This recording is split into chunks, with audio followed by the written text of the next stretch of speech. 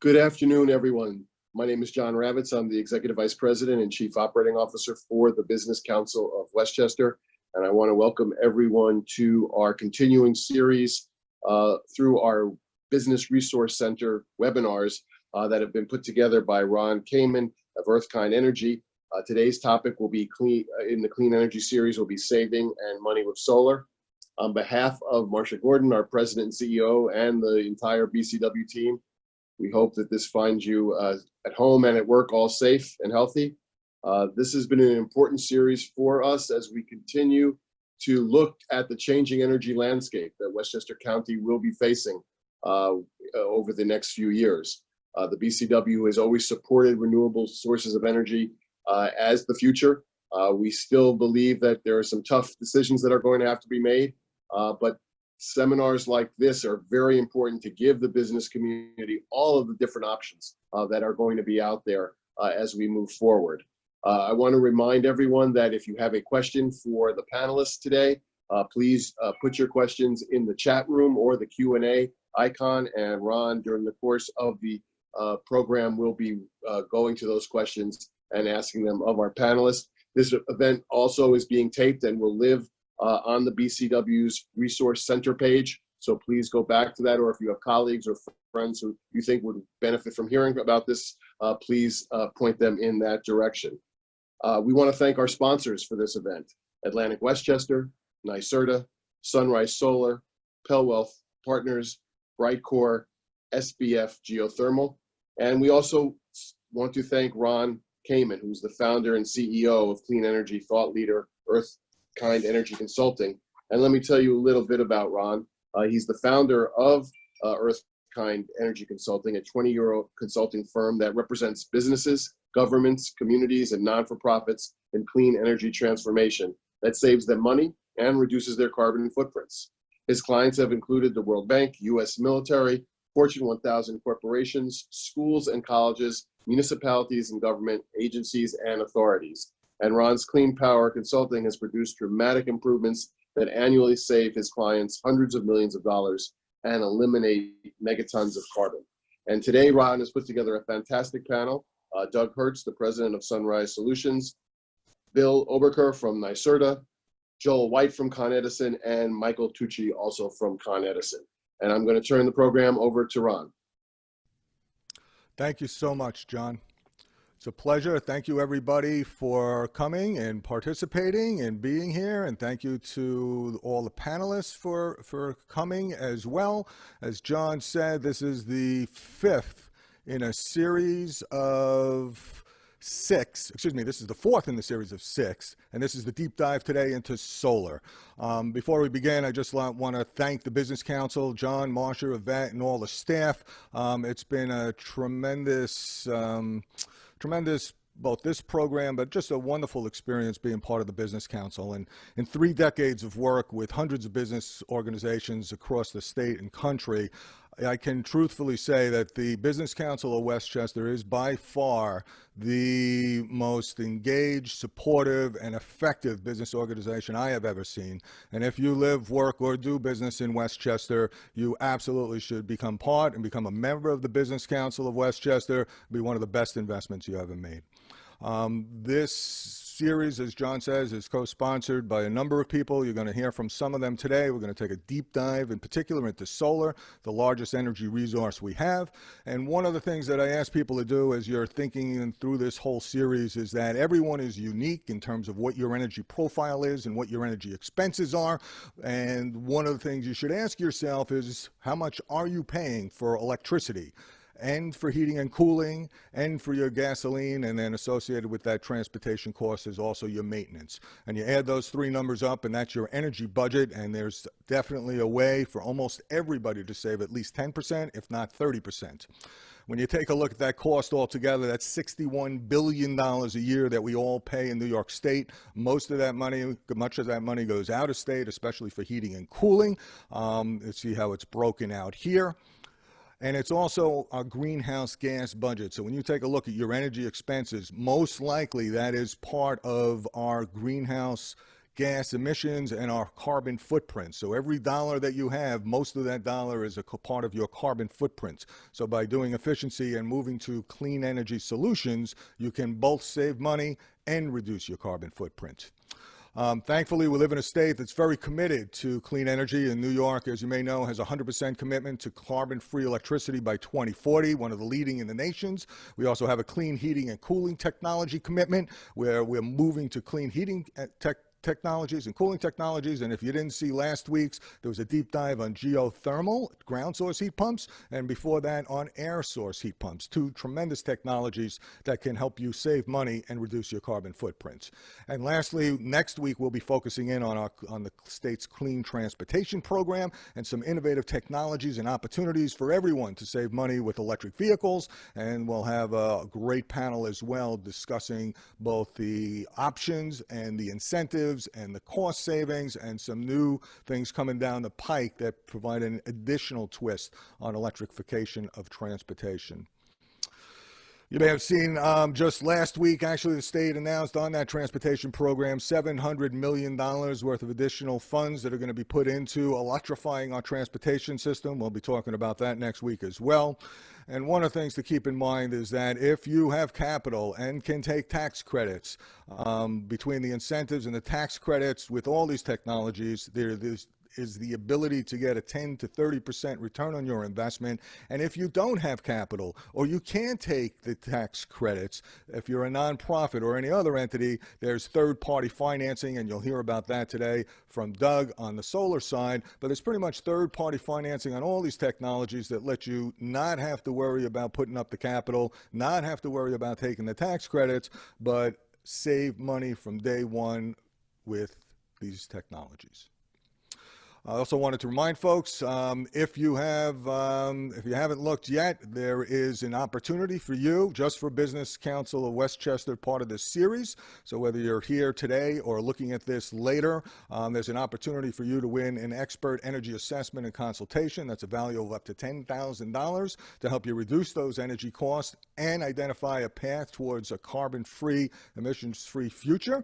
You can go to earthkindenergy.com/sweepstakes. It's a site that's hidden from everybody else, but for those that are on this call and want to apply, there's a number of people who are looking to do it for their home, other ones who want to do it for their businesses, and you can also designate it to go to your nonprofit of your choice. It's an opportunity for you to figure out how can you save some money and also have a positive impact on the environment. But for now, I'd ask, as we have done before, is if you would be so kind to take 20 seconds and take a deep breath and hold it. I'm going to put a chime and give 20 seconds of memory to all those who took their last breath this year in 2020.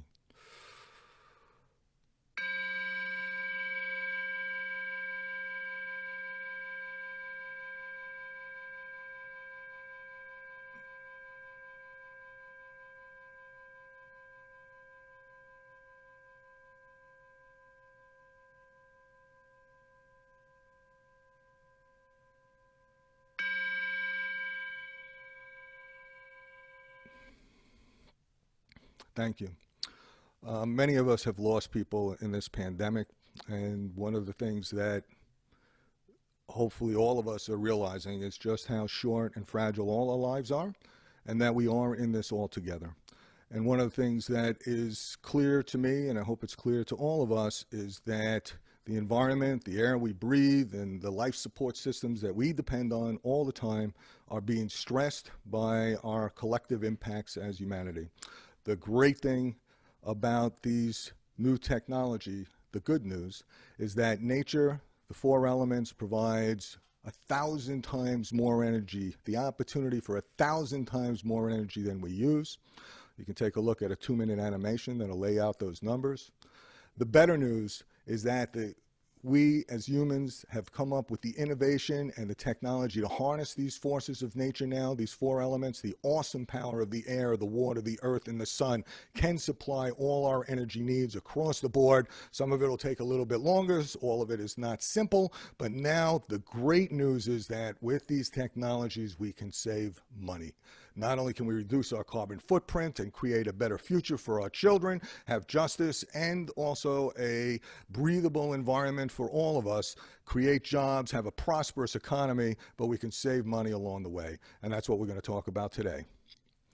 Just wanted to remind folks, from the air source heat pump, there is a technology now called needlepoint bipolar ionization. This technology goes into your air handler. Once it's in, it's basically maintenance free. And not only does it clean up and deal with the virus and other sources of contamination, bacterial as well as viral, but in addition, it saves you money on your air conditioning and on your ventilation systems. Atlantic Westchester, one of the co-sponsors, is promoting that technology. Bud Hammer has it installed both in his house and in his offices, and it's worth taking a look at. And with that, I'm going to pass things over to Doug Hertz of Sunrise Solar, who's going to tell us and give us an overview about all the wonderful things that he's doing and his company is doing and the opportunity with solar. So, Doug, if you would, sir. So thank you very much, Ron, and appreciate the inspiring introduction. Moving towards renewables is really critical for our future and the future of the planet. So I'm kind of blessed that I have, the kind of job where I can get up in the morning and help to make that sort of thing happen. One of the things that was really made obvious to me when the shutdown first happened a couple months ago, and we were viewing images of Wuhan, China, and the areas around that.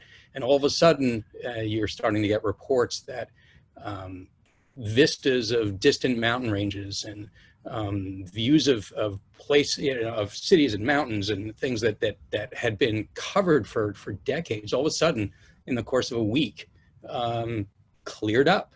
So changing from burning of fossil fuels to renewables has remarkable effects, and very, very quickly.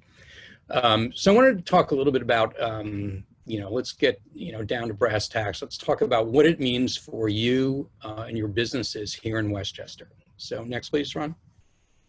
And by the way, if you can't see the slides, you can go up to your menu option, choose window, and there should be a second window that doesn't just show our pretty faces, but actually shows all the slides that Ron, myself, and other people will be walking through. So avail yourself of that. So everyone in Westchester, who has a business can conceivably go solar, and of course that's an exaggeration. But we're doing systems for apartment buildings. We're doing them for small medical offices, country clubs. Next, please. We're doing it on churches and temples. We're doing it on cooperatives. Today we're building this week on a self-storage facility. So it's really, there are tremendous amounts of, and we lost the slides. We'll get back to that. So there are a tremendous amount of opportunities. The question really is what works for you and what does your business look like? So Ron, let me know when we can get those slides back up, if you can redo your screen share.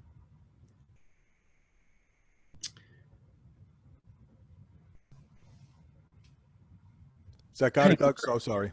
Oh, no problem. No problem. Okay, so the first question that we're going to be asking, when we speak to a potential customer, and when you think about what you have, is, do I have enough space for solar? I mean, solar does take up some space, and we want horizontal rather than vertical buildings. So we're looking for buildings that have a fair amount of rooftop space relative to their use inside. So again, we're not typically looking for sorry, I lost the slides again. We're not typically looking for those, Manhattan skyscrapers where we've got a teeny little bit of roof space relative to what's underneath. We're looking for, 1, 2, 3, up to 6 stories, which is ideal. And you're going to consider the condition of your roof as well. But rooftops aren't the only place to put solar. They're the easiest and most logical, but they're not the only places. So we've started to do, and you're starting to see around the area, carport systems. So looking at covering parking lots. And when we do that, we have the added advantage of creating, a nice sheltered space underneath. So when you come out to your car, it's not burning hot or it's not covered with snow. So it has some, ancillary benefits. And then even though there's not a lot of ground space in Westchester, we do from time to time find building owners and homeowners who have additional ground mount space, and that can be an option for us. Next, please. So it used to be in the distant past, which in solar is about a year or two ago, that when we looked at a system for a building, we would look at placing the energy behind the meter. And that really meant, we try to turn your meter backwards and whatnot. We can still do that, but that tends not to be the optimal approach. It works for certain types of businesses where you have high, very choppy demand. Maybe you're a manufacturer who is running some large machines that turn on and off during the day, and solar can help to smooth out those demand charges and lower that, potentially lower those numbers. But on a lot of other buildings, we don't get that. So we're also now have the ability, New York has really, really generous and a broad range of options when it comes to how we do solar. So remote net metering is a methodology where we don't put the energy into the meter on your building, but pop in a new meter, create a new account, and we'll flow all that energy out to the grid. And when we do that, we know the exact value that that energy is being created at. And sometimes that value is greater than if we simply put it behind your meter and reduced your usage. So we can basically pop in a new meter, flow the energy out, we know what that's going to be valued at, and then we'll just credit that to the meter on your building. And what happened a couple of years ago, and some of the folks from NYSERDA and Con Ed will talk about this a little bit more in depth later on, is New York State created the idea of doing community solar, where what they realized is we couldn't, there were lots of people who had condos and co-ops or didn't have, didn't have access to a good roof, and they were being disenfranchised from being part of the clean energy economy. So New York created a methodology where those folks who had a Con Ed account but couldn't put solar on their roof could subscribe to a community solar program. So we would build a large system in one place, flow all the energy onto the grid, and then we could sell that energy to residential and to some extent some commercial customers. And because of the added sort of, environmental justice factors and some other things, we get paid a larger amount of money, or the system creates the same energy, but at a larger value. So we're doing a lot of community solar systems in New York. Next, please.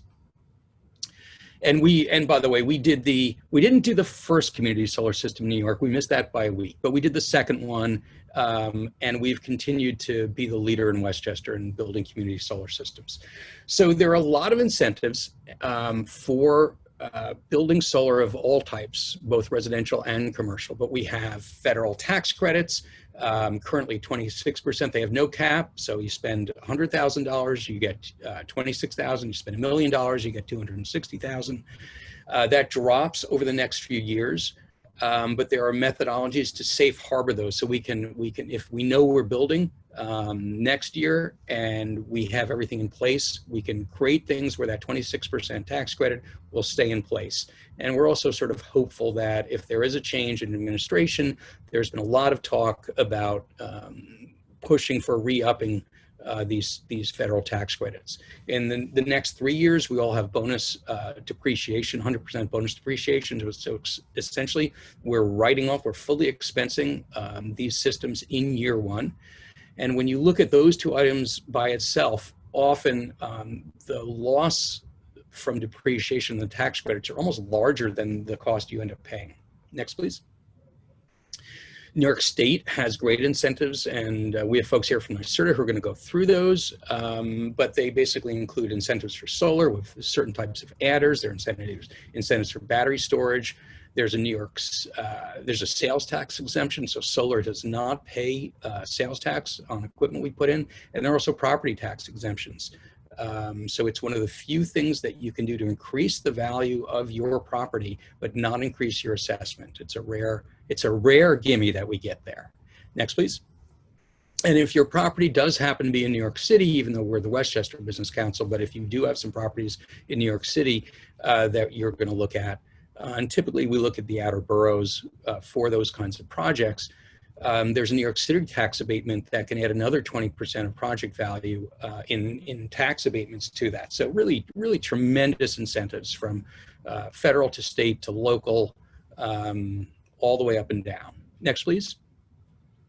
So we have these great incentives. We know what we're going to build. We know how we're going to connect it to the grid.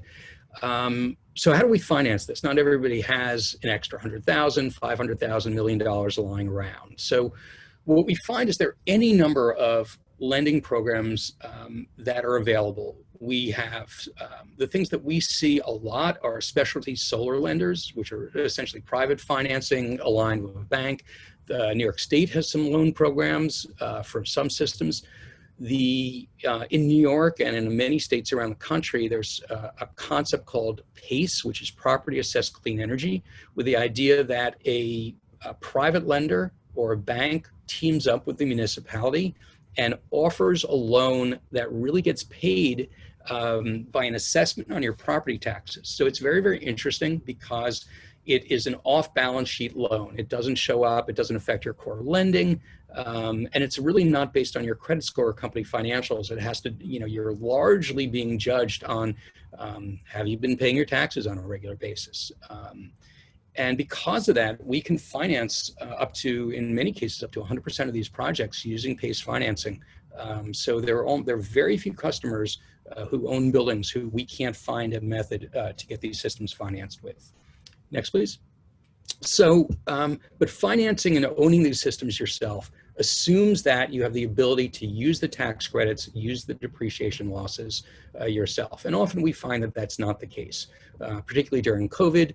A lot of people don't have the extra cash lying around, maybe have used their credit lines for other things, and don't necessarily want to take on debt. So there are a couple other approaches that we can do. We can go with a power purchase agreement, which is basically an agreement that a third party will build, own, and operate the system, and they will sell that energy to you, and you enter into a long-term agreement to buy the energy off the roof. So this is what we'll typically do for not-for-profits because they have, by definition, no tax appetite. But it's a great method of kind of being in the middle there. The other option, which is really a zero risk option for building owners, and something we're seeing more and more, is simply to release your roof space to a developer. So in the past, this didn't make a lot of sense, but because of community solar, a third party now has the easy ability to sell the energy to, again, residential subscribers in the neighborhood or in the Con Ed territory. And as a building owner, you can simply add a tenant that you didn't have before. So now you're renting out your roof space, you're monetizing your roof. There's no risk to you because the tenant, if you will, the solar developer is taking all of that risk on themselves. So it's an easy way just to get some extra money. And we like to think of it as, creating a fund to permanently, keep your roof new and happy, because the lease payments more than pay for the cost for a new roof every 20, 25 years whenever you need it. Next, please. So, in these summary of approaches, build, own, and operate yourself, which gives you usually the highest returns. We do have all these great incentive options, financing options, but you do need to be able to use tax credits and losses efficiently. A PPA or an operating lease, if you don't have the tax appetite, generally it's not every type of business that'll work for. You typically have to have pretty good credit. So it's an interesting approach, but it's not a panacea. And of course, leasing your roof to a developer, which is the lowest risk, zero risk really, we're typically looking at larger size roofs. So 20,000 square feet of roof space or more typically is where those things start to get efficient. You start to make an amount of money that's reasonable. And you get these great advantages of hosting a community solar system. You have wonderful green marketing advantages to that. You're doing a really good thing. Next, please. So I just wanted to briefly talk about a project that we're actually finishing up this week. This is a self-storage facility in Tarrytown. This is a group that has a series of self-storage facilities. So in this case, we're building a system for them on their facility in Tarrytown. You can kind of see the Tarrytown, hillside in the background here. This is down near the water. We arranged financing through one of our specialty solar lenders. It worked out beautifully. And they're owning this project, which equates well to their tax credit, to their tax appetite. But they have other facilities. So the other facilities are larger. So we lease the roof of the other facility. So they took sort of two approaches: own it themselves in this case, and in the second case, lease it and just get the extra revenue from it. And in both cases, these are community solar projects. So very, very exciting that we've done that, and their ability to market that is really, really important for them. So that's the basic, 101 for solar. And I think what we're going to do is hold questions until both NYSERDA and Con Ed have gone through their pieces, and then we'll take questions from everyone. So thank you very much. Thank you, Doug. And folks, yes, if you have questions, just put it in the Q&A and we'll get to them at the end here. And right now we're going to head over to Bill Oberkehr from NYSERDA, who's going to talk about what's happening with the incentives and battery storage. Bill. Greetings, everyone. Thank you, Ron, and thanks to the Business Council of Westchester for hosting the event and inviting us to join. My name is Bill Oberkehr. I'm a project manager on the Clean Energy Siting team at NYSERDA. I guess we're going to dive right in. It's important to lay out the framework for NYSERDA solar work in the solar talk. So here we are with the NY Sun Initiative. This has been around for a number of years now, so folks may be aware. This is a $1.5 billion initiative to create a self-sustaining market and to achieve a statewide goal of 6 gigawatts of distributed solar by 2025. The NY Sun Initiative has a number of incentives, which we'll discuss in more detail later. These incentives step down over time and as more capacity is built in the market. And the reason for that is to drive this self-sustaining market. The idea being that early on, subsidies will need to be higher to help the market ramp up. And then as the market reaches maturity, the subsidies can step down and the market will be able to take over on its own. You see the goals of the initiative on the left-hand side of the screen here. They all fall into environmental goals, workforce development goals, and grid reliability goals. And those are the overarching ideas behind the NY Sun Initiative. Next slide, please. So to take a look at Westchester, all of this data is available on Open Data New York for folks who like to get into data. There's a lot of great solar statistics there. But as you can see, Westchester is doing pretty well for solar, both in terms of capacity, which total pipeline and complete is 118.5 megawatts there, and about 7,000 total projects in Westchester County. Again, complete and in pipeline. There's a few interesting things about these numbers. As you can see, the capacity in the pipeline is about almost equal to the complete capacity in the non-residential sector. That has a lot to do with community solar, or CDG, as Doug mentioned in the previous slide, and we'll get into more deeply here. So that number, I think, is a testament to how much the community solar market is impacting solar development in Westchester County. Next slide, please. So I'm going to go through the two models of solar that are likely to appeal most to the Business Council of Westchester audience. The first is rooftop solar. This is a residential application, but it's basically the same physics and electrical engineering that applies to commercial rooftop as well. Sun's going to hit the solar panels on the roof, create DC electricity, which flows down to an inverter, which switches that DC electricity to AC, which then is able to power the appliances in the home or business, and then any excess production or any production in excess of the demand on site is exported to the grid, and the customer is credited for that energy. Next slide, please. The other model that is pertinent to folks here is the community solar model, which has been discussed. Doug gave a pretty solid interview of this, so that allows me to be a little quicker, I think. Community solar, as Doug said, is going to be generated at one site, exported directly to the grid, and then subscribers or off-takers are then credited on their utility bills for that production. It's a common misconception that folks in one part of town are buying energy directly from an array in another part of town. It's not exactly how it works. As again, Doug mentioned, the installation is generating energy which goes directly onto the grid and follows the path of least resistance to be used by an off-taker that is closest to the generation, but then these subscribers are being credited for that energy produced. That's how that works, and those credits will show up on the monthly utility bill. Next slide, please.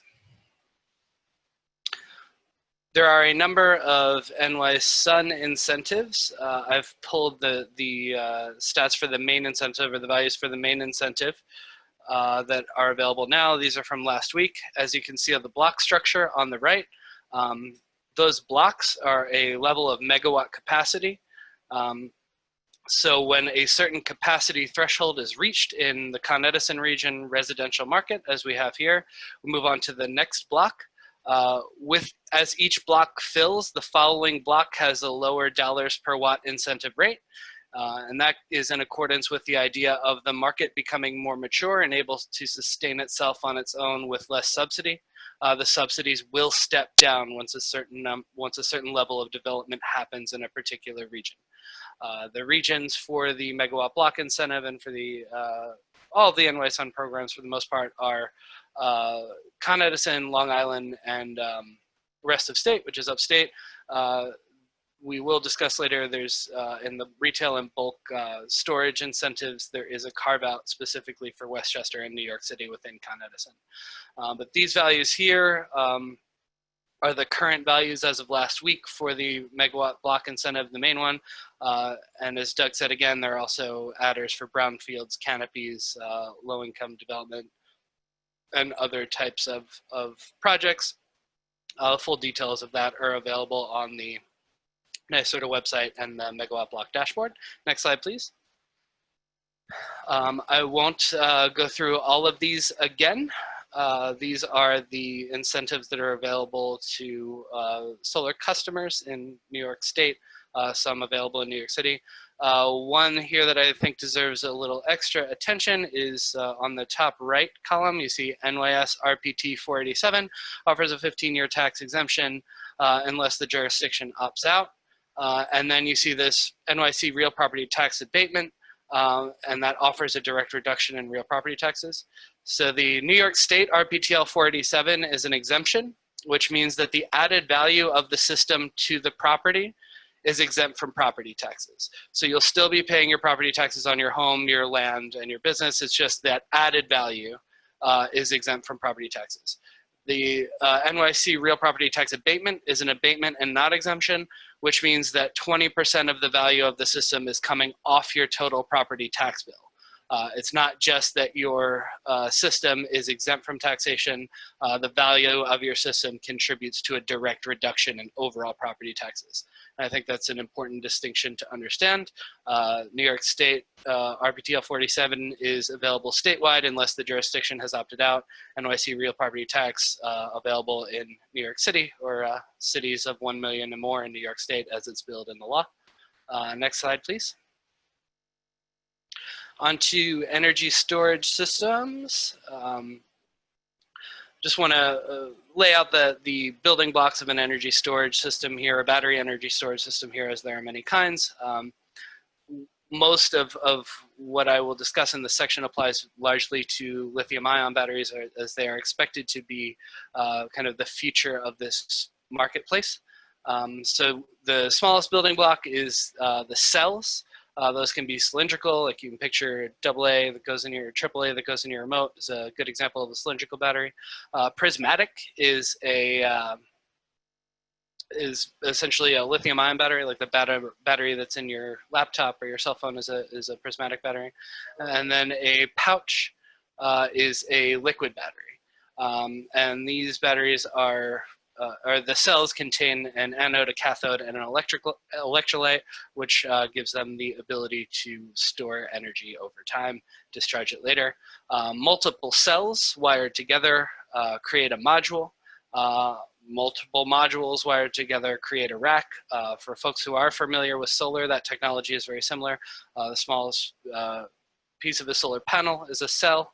A solar panel is also referred to as a module, and many modules are racked together in an array. But racking is what's used to keep the panels all together and form an array. Next slide.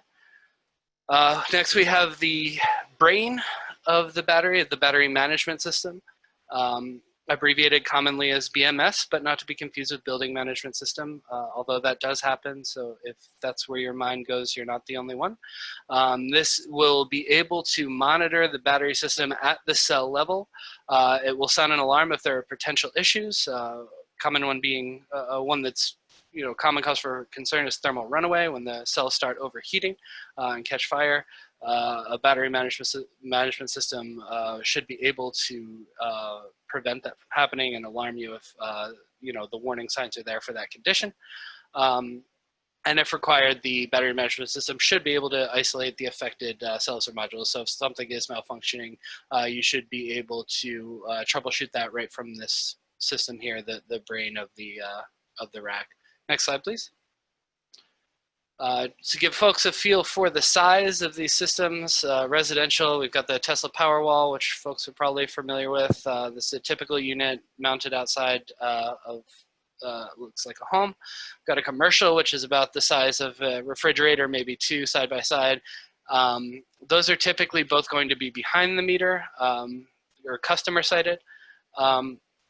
And then the front of the meter installations are the utility scale, which are the shipping containers, as you can see there on the right.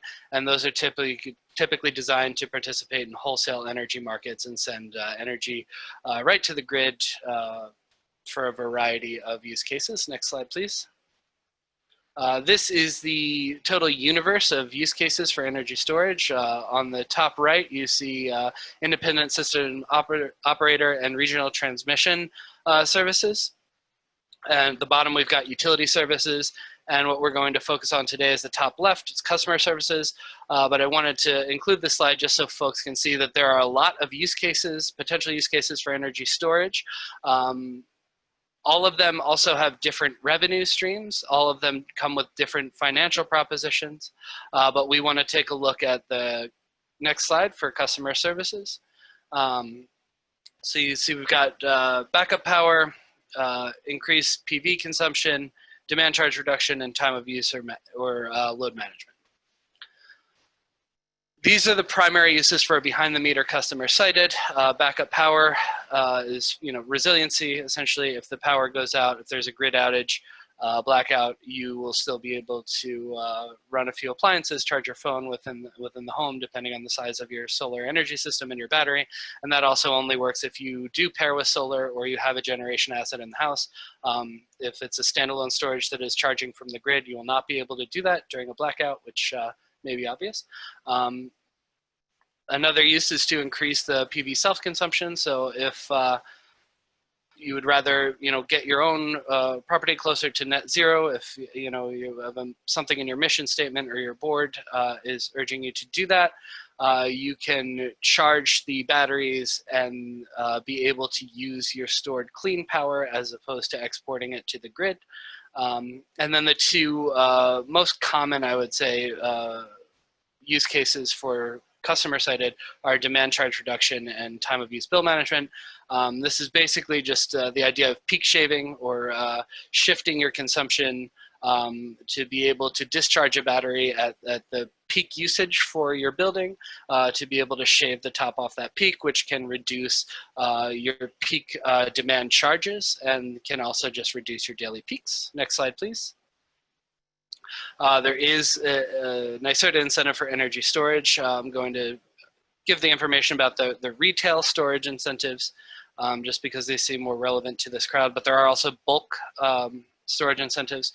Retail is going to be the customer cited, the residential and commercial applications, whereas the bulk storage is going to be incentives for storage systems that are participating typically in the wholesale market or right on the transmission side of things. It's the structure of these incentives is very similar to the megawatt block for solar. As you can see here on the side, it's the same type of reaching a capacity threshold and declining the incentive. There is a separate incentive for New York City and for Westchester. Funny story behind that is the reason for the carving Con Edison into Westchester and New York City is because due to permitting challenges in New York City, folks thought that Westchester would fill up first. That actually is not how it worked out. So just an interesting tidbit there.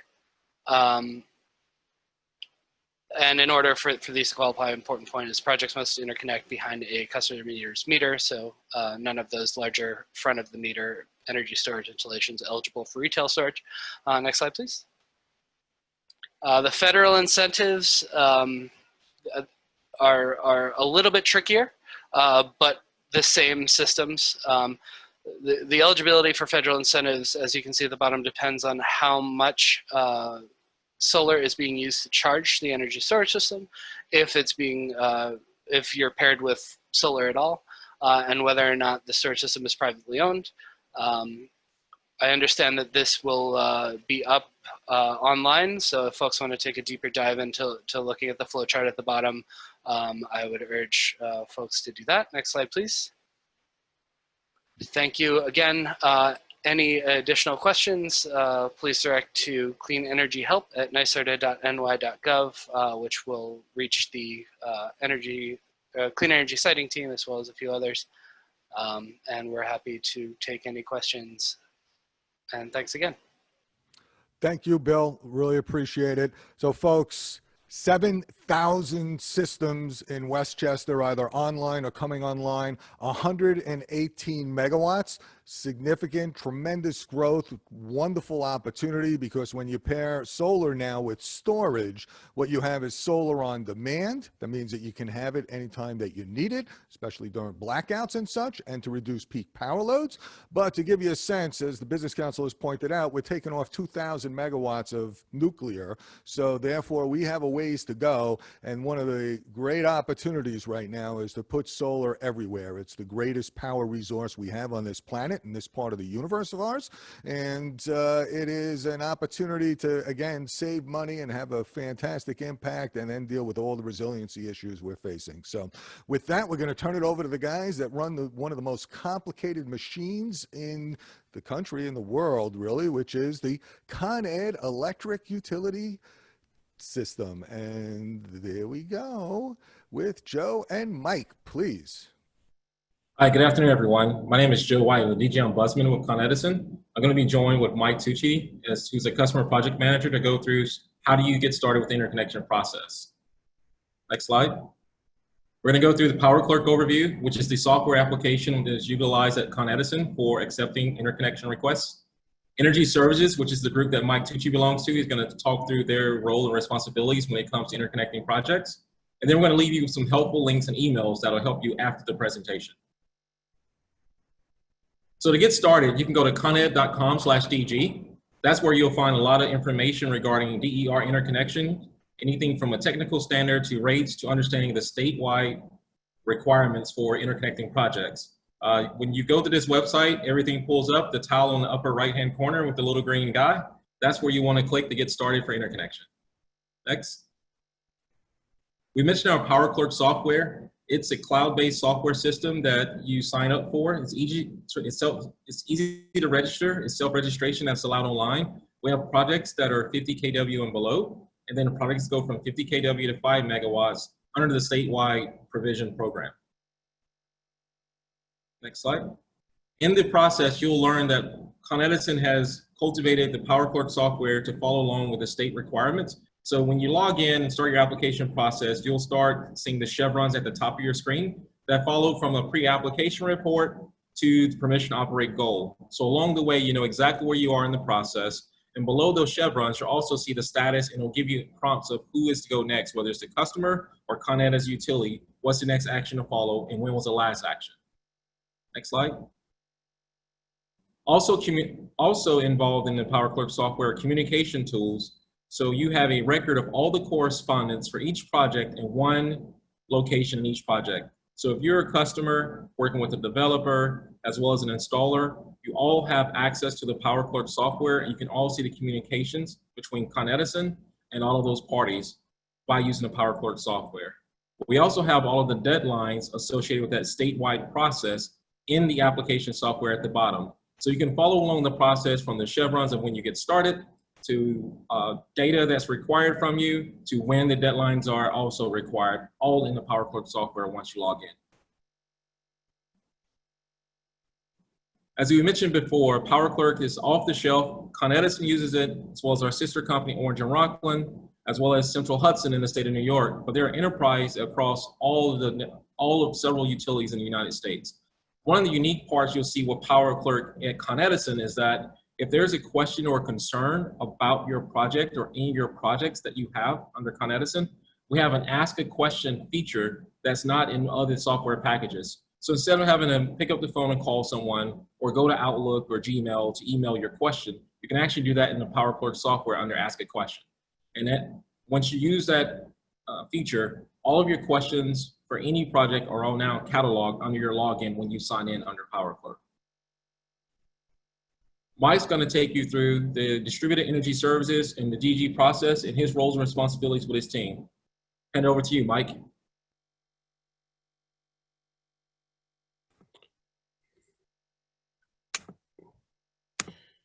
Good afternoon, everybody. I'm Mike Tucci, Customer Project Manager, Con Edison.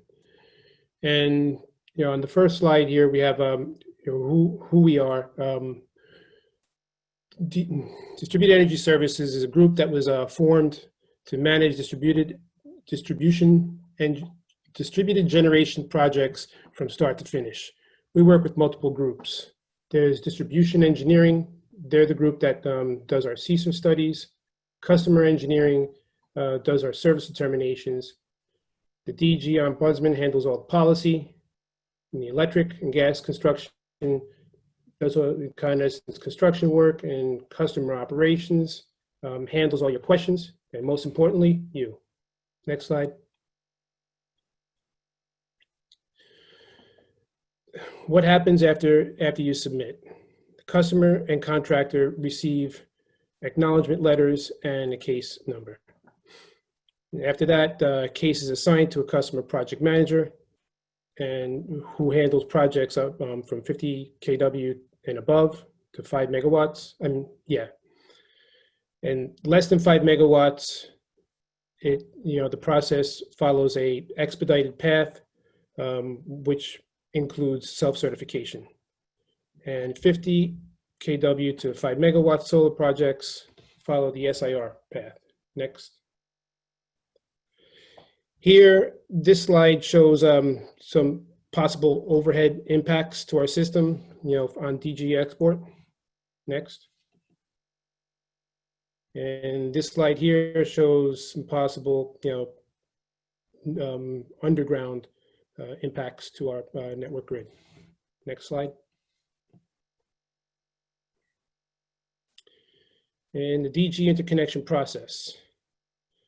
Per the SIR, there's a bunch of processes to go through. The application submission is a 10 business day schedule. From there, you go to a preliminary screen. The preliminary screen is a 15-day schedule. Then in between the preliminary screen and the CSER, the customer has 30 business days to decide what they want to do, whether they want to move on to CSER, supplemental review, or cancel the case. And after that is the CSER study. The CSER study is a 60 business day process in which distribution engineering performs a CSER study. And those three are the only ones that have a specific timeline. After that, you have the design approval, construction, and permission to operate. Next. And here, it shows you, and it shows you CSER guide, cost guide. Next. And now Con Edison has now invoicing and payments electronically. Next. And this slide is energy services contacts. To the left is all the CPMs, and immediately to the right is their managers and the contact information. The first group is the CPMs for Brooklyn, Queens. Second group is Bronx, Westchester. And the third is Manhattan, Staten Island.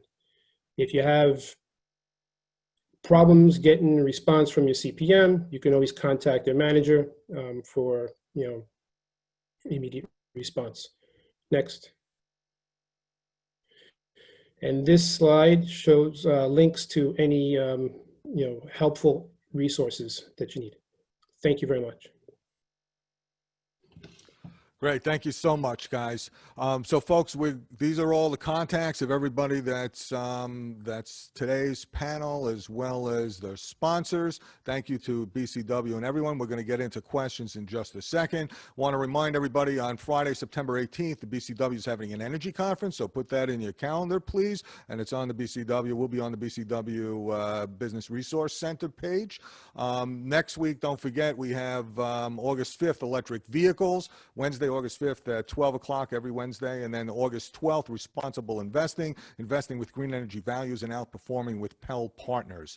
But with that, I'm going to open up for some of these questions here, and in particular, please explain the difference between non-residential and commercial properties for the PV solar incentives. I think I saw that there was a distinction in NYSEG territory, but not in Con Ed. Who wants to take that one, please?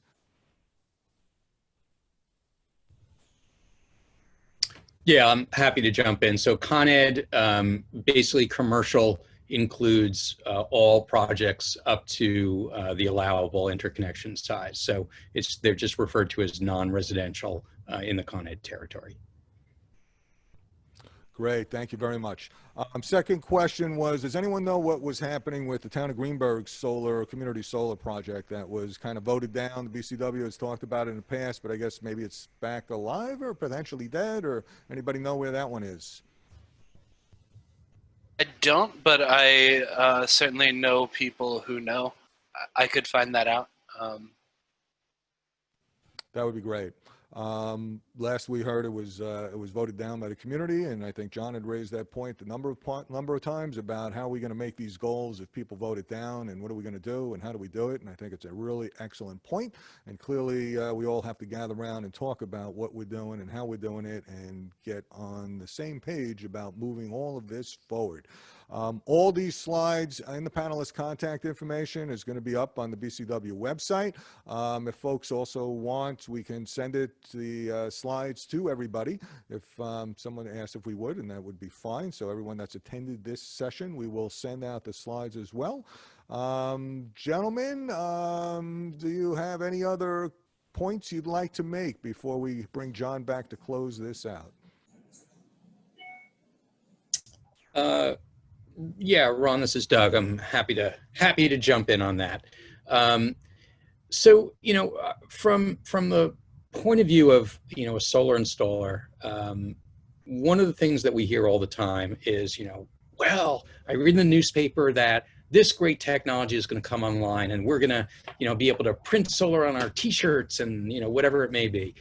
And, it's chasing, the best and the best and the best. What happens is solar, like all technologies, gradually improves. But this is a mature technology. And similar to buying a computer or buying a cell phone, will there be a slightly better one out, in a year from now or 2 years from now? Absolutely. But does it do what it's designed to do today? And the answer is absolutely yes.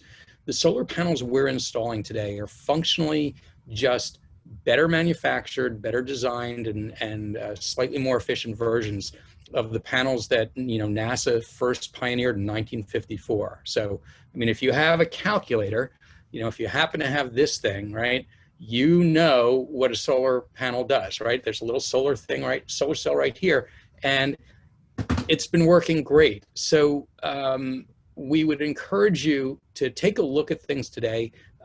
As everyone else has been pointing out, the incentives are designed to decline. So as pricing drops down 5% on solar panels, the NYSERDA incentive might be dropping down 20% or 25%.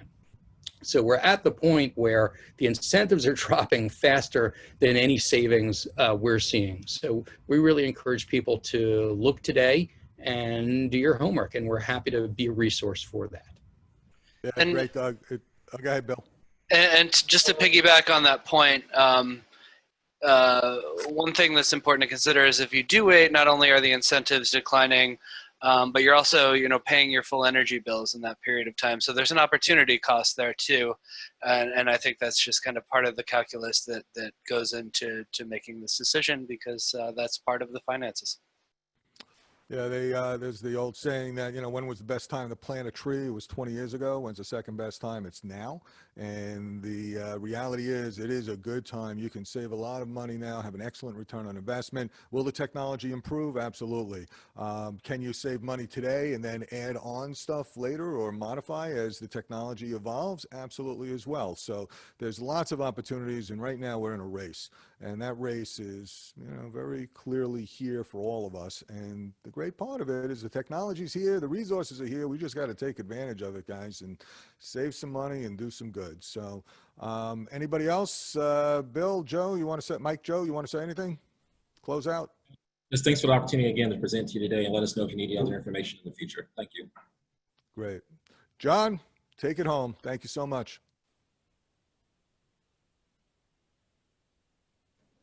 Thank you, Ron. And again, thank to our panelists, Doug Hertz, President of Sunrise Solar Solution, Bill Oberker from NYSERDA, and Joe White and Mike Tucci from Con Edison. This has been a terrific program.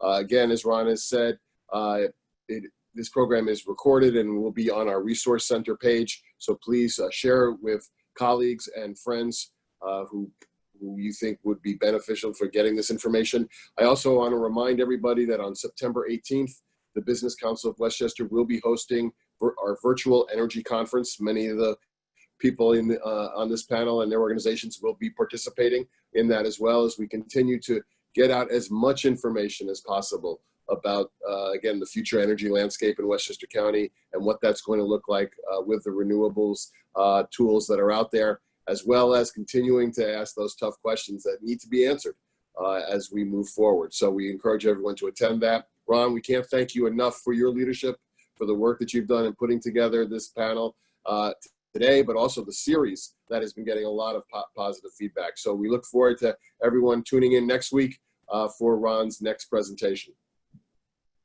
And thank you, John, and thank you, BCW, for the opportunity. And it's a tremendous, again, folks, if you're not a member, you should join today. It's one of the best things you'll ever do.